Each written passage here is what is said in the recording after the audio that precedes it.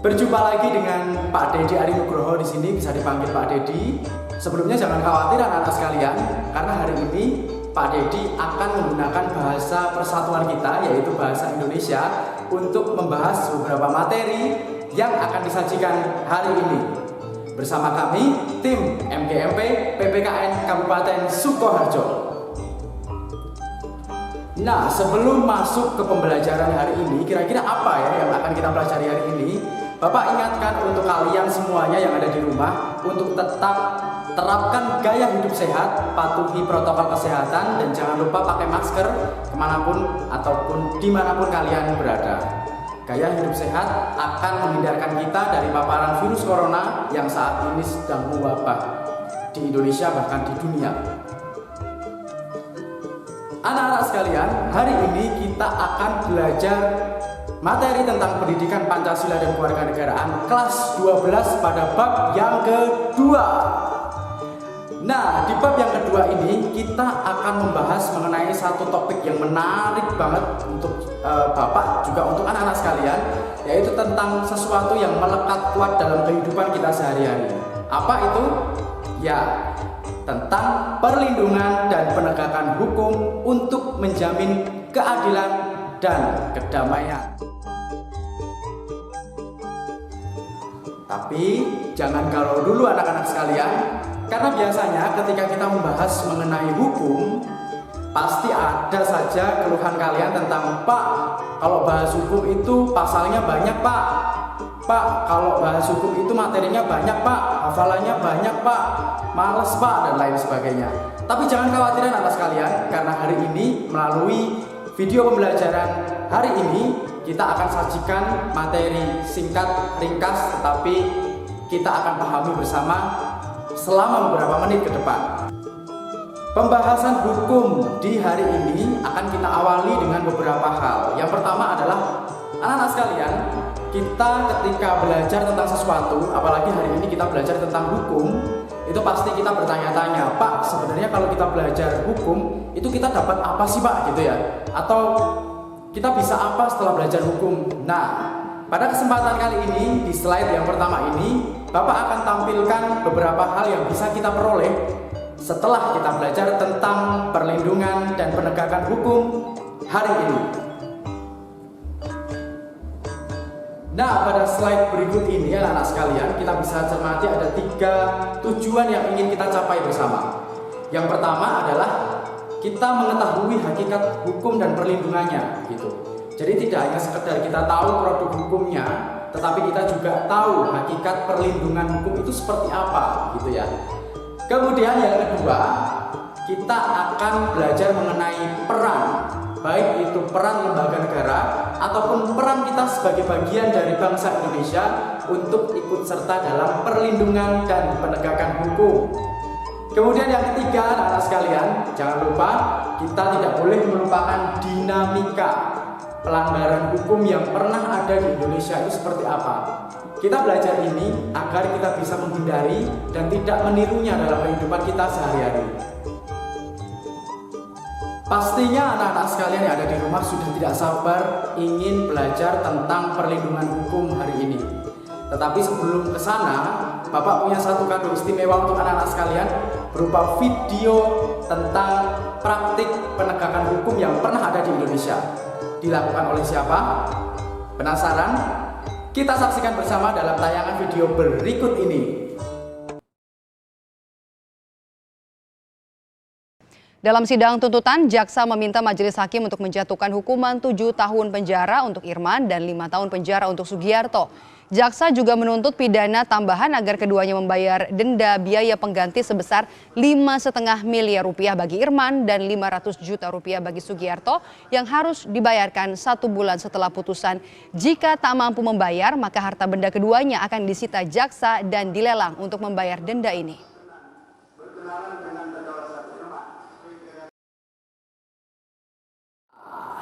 Dari video tadi, kita sebenarnya sudah belajar anak-anak sekalian bahwa penegakan hukum yang dilakukan oleh lembaga negara itu tidak sesimpel yang kita bayangkan, tetapi ada prosesnya. Kemudian bahkan di dalam persidangan pun ada beberapa instrumen, juga ada beberapa pihak yang dilibatkan di dalamnya. Jadi tidak simpel langsung ketok palu ya anak sekalian, tetapi ada proses penegakan hukum untuk mewujudkan pencapaian keadilan dan kedamaian untuk kita semuanya.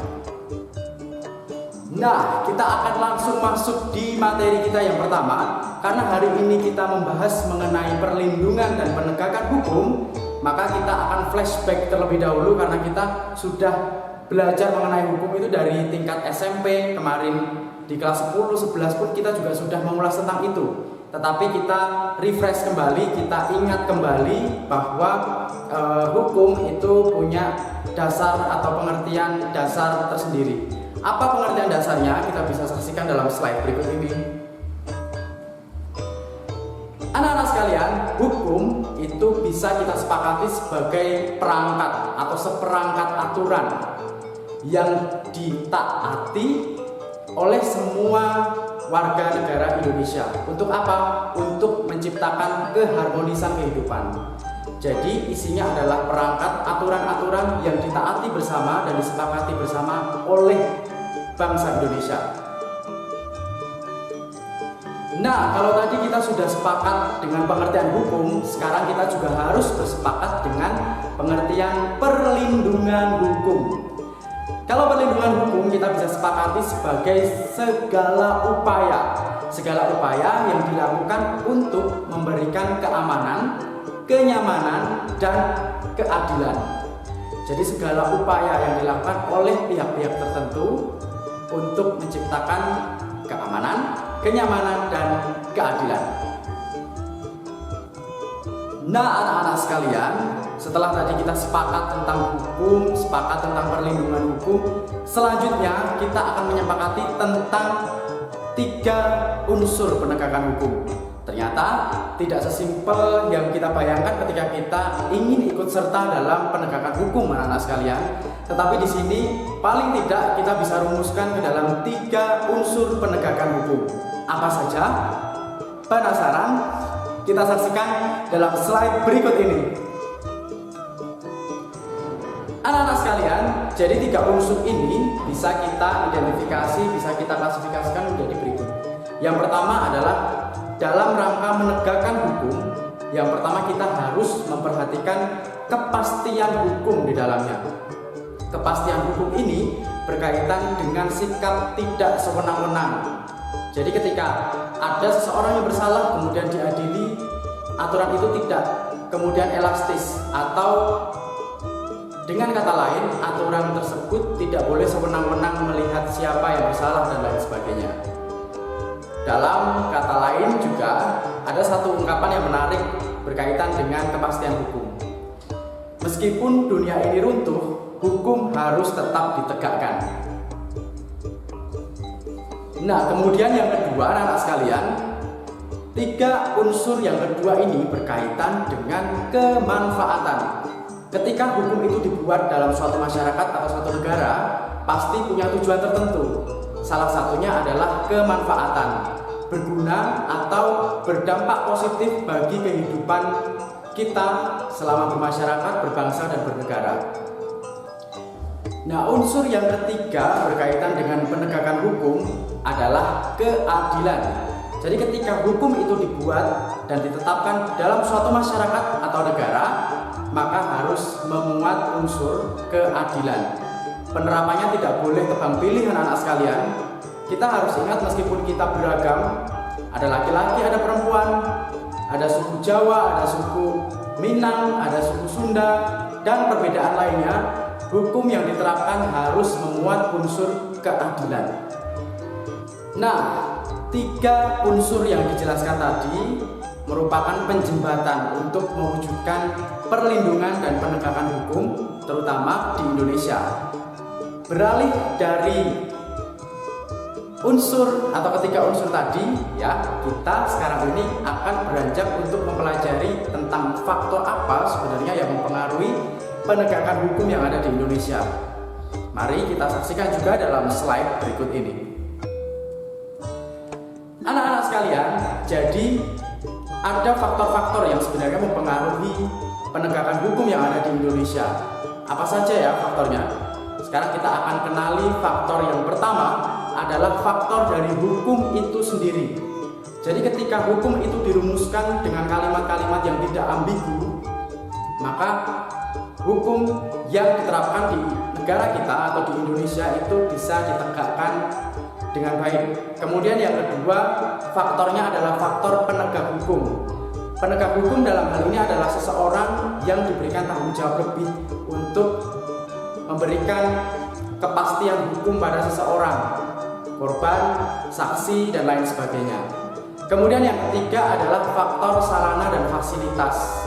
Bayangkan ketika kita tidak punya fasilitas yang memadai untuk penegakan hukum di negara kita, pasti antara daerah satu dengan daerah lain atau mungkin di tingkat pusat dengan di tingkat daerah, karena perbedaan fasilitas akan berbeda juga penanganannya. Hal inilah yang tidak kita harapkan, sehingga salah satu faktor penegakan hukum yang baik itu adalah mempertimbangkan sarana dan fasilitas penegakan hukum.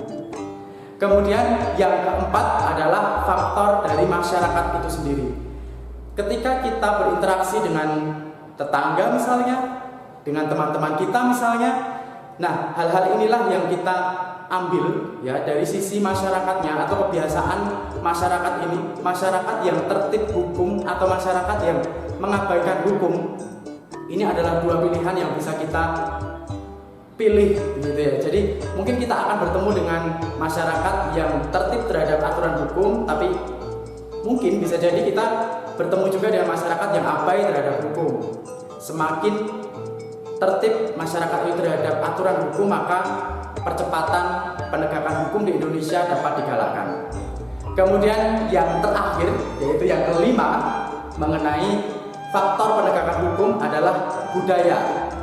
Faktor budaya ini mungkin bisa kita pahami bersama bahwa budaya itu adalah salah satu faktor paling besar yang mempengaruhi isi atau konten dari hukum itu sendiri.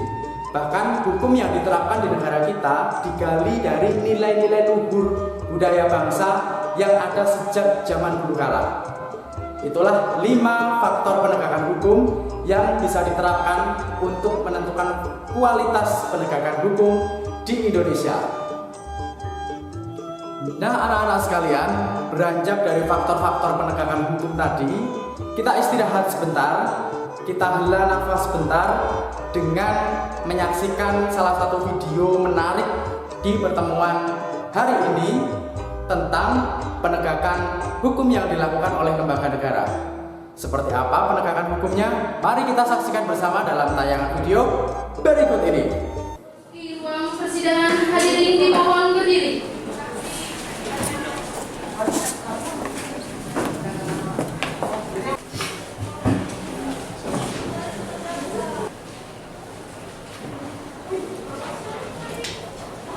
Panitera, sidang sudah bisa dimulai? Sudah yang mulia. Penuntut umum siap? Siap yang mulia. Penasihat hukum siap? Siap yang mulia. Baik, setelah majelis hakim periksa kelengkapan dari ruang sidang, berdasarkan pasal 230 ayat 3 KUHP, maka ruangan sidang ini sah dan dapat digunakan sebagai ruang persidangan. Bagi siapapun di ruang sidang yang ingin merekam video ataupun mengambil gambar, majelis hakim persilakan, tapi dengan syarat dengan tidak menggunakan garing PIT B/10/2016 PN Semu FH Sumedan dibuka dan dinyatakan terbuka untuk umum. Nama lengkap saudara siapa? Lahir di Pematang Siantar 3 Agustus 1991, umur 25 tahun, jenis kelamin laki-laki, kebangsaan Indonesia, benar? Benar ini. Alamat saudara di mana? Di Jalan Tulip Blok J nomor 11A, Komplek Riatul Indah, Kelurahan Medan Timur, Kecamatan Medan, Kota Medan. Agenda sidang hari ini adalah pembacaan dakwaan dari penuntut umum. Terdakwa dan penasihat hukum sudah menerima salinan dakwaan dari penuntut umum? Sudah ini. Kepada penuntut umum sudah siap dengan dakwaannya? Sudah yang mulia. Silakan dibacakan. Terima kasih yang mulia. Surat dakwaan nomor register PDM 753/9/2016. Majelis hakim perintahkan kepada saudara untuk kembali melayangkan surat panggilan kepada para saksi dan ahli yang saudara ajukan. Dan majelis hakim beri waktu 1 minggu dari sekarang. Panitera, 1 minggu dari sekarang tanggal berapa? Senin 21 November 2016 yang mulia. Baik, kita agendakan pemeriksaan alat bukti dari penuntut umum pada Senin, tanggal 21 November 2016. Saudara penasihat hukum harap hadir di sidang selanjutnya. Baik yang mulia. Dan kepada saudara penuntut umum, jangan lupa hadirkan terdakwa di sidang selanjutnya dengan perintah terdakwa tetap ditahan. Baik yang mulia. Baik. Sidang ditunda dan akan dilanjutkan kembali pada Senin 21 November 2016 dengan agenda pemeriksaan alat bukti dari penuntut umum. Dengan ini sidang ditutup. Dari tayangan video tadi kita bisa menyimpulkan anak-anak sekalian bahwa yang terlibat dalam penegakan hukum di Indonesia tidak hanya kejaksaan saja, tetapi ada banyak unsur yang mendukung terselenggaranya penegakan hukum di Indonesia. Sekarang kita akan cross check bersama kebenaran dan video yang kita tampilkan tadi dengan materi kita hari ini. Kita bisa tayangkan juga dalam slide sebelah kiri Bapak.